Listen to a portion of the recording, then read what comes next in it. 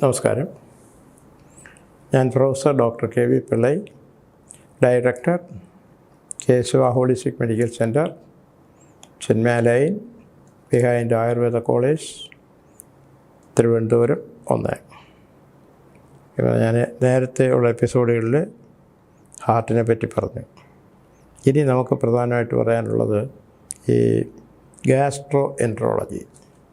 അത് എല്ലാ ആൾക്കും ഉള്ള ഒരു അസുഖമാണ്. കാരണം എന്ന് പറഞ്ഞു കഴിഞ്ഞാൽ നമ്മുടെ വയറിനും കുടലിനും ഉണ്ടാവുന്ന അസുഖം.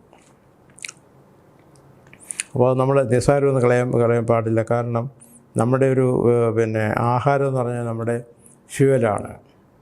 ആഹാരം കഴിക്കാതെ നമുക്ക് ജീവിക്കാൻ തന്നെയും പറ്റില്ല. ഇപ്പോൾ ഉദാഹരണം, നമുക്ക് അതിൻ്റെ പ്രാധാന്യം ഇതാണ്.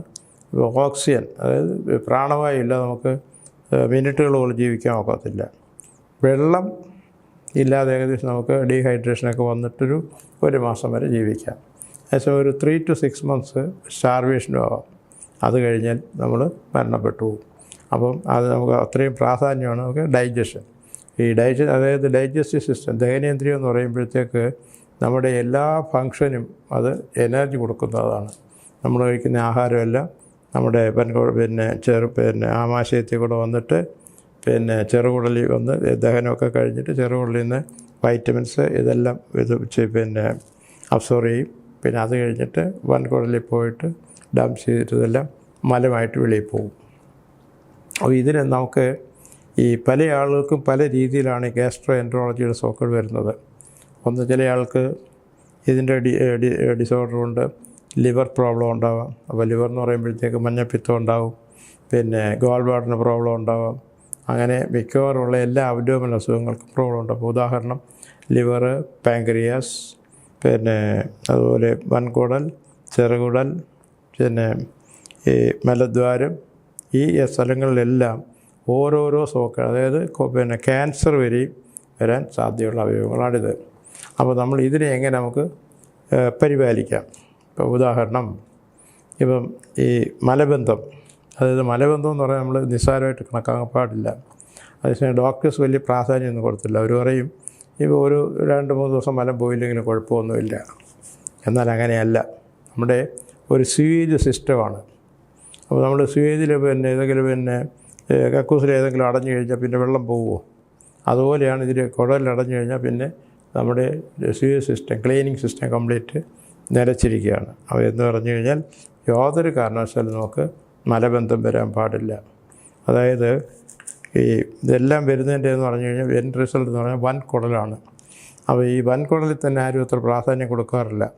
അത് ഏകദേശം നമ്മുടെ വൻകുടലിൽ more than 500 different of bacteria, bacillus, fungus, virus and parasite, ഇത്രയും സാധനം നമ്മുടെ വൻകുടലിലുണ്ട്. എന്ന് പറഞ്ഞു കഴിഞ്ഞാൽ എല്ലാ ദിവസവും ഒരു പ്രാവശ്യം ഫുഡ് കഴിക്കുകയാണെങ്കിൽ 2 പ്രാവശ്യം മലം പോകണം. 2 പ്രാവശ്യം കഴിക്കുകയാണെങ്കിൽ അത് 2-3 പ്രാവശ്യം നമുക്ക് മലം പോകണം. അതാണ് അതിൻ്റെ ഒരു കുടലിൻ്റെ ഒരു വ്യത്യാസം. അതിൻ്റെ കാരണം എന്ന് പറഞ്ഞു കഴിഞ്ഞാൽ ഈ വൻകുടലാണ് ഈ മലത്തിന് വെളിയിലേക്ക് കളയേണ്ടത്. അപ്പോൾ അതിൻ്റെ മൂവ്മെൻറ്റ് എന്ന് പറഞ്ഞാൽ പെരിസ്റ്റാൾട്ടിക് മൂവ്മെൻറ്റ് എന്ന് പറയും. ആ മൂവ്മെൻറ്റ് പല കാരണങ്ങൾ കൊണ്ടും ഒരു 2 വയസ്സിന് ശേഷം നമുക്ക് ആർക്കും കിട്ടത്തില്ല. അതായത് we never get A normal large intestine after the age of 2. അപ്പോൾ നമ്മുടെ എല്ലാം അബ്നോർമലായിട്ടിരിക്കുകയാണ്. അതിൻ്റെ ഉദാഹരണങ്ങൾ അറിയണമെന്നുണ്ടെങ്കിൽ 2 വയസ്സ് ഒരു കുട്ടി പാല് കുടിച്ചു കഴിഞ്ഞാൽ മലവും പോവും, മൂത്രവും പോവും. അതിൻ്റെ കാരണം അവരുടെ ആക്റ്റീവ് കോളൻ. അപ്പോൾ നമുക്ക് ഇതിൻ്റെ ഒരു പ്രതിവിധി എന്താണെന്ന് ചോദിച്ചു കഴിഞ്ഞാൽ എല്ലാ ദിവസവും നമുക്ക് മലബന്ധം ഉണ്ടാകാതിരിക്കാനുള്ള എല്ലാ കാര്യങ്ങളും ചെയ്യണം. അതിനുവേണ്ടി നമുക്ക് യോഗ ചെയ്യാം, മറ്റ് എക്സസൈസുകൾ ചെയ്യാം. അത് എക്സസൈസിൽ കൂടെ. അതല്ലാതെ നമ്മുടെ ആഹാരം എന്ന് പറഞ്ഞു കഴിഞ്ഞാൽ മാക്സിമം നാരെന്ന് പറഞ്ഞു കഴിഞ്ഞാൽ ഫൈബർ.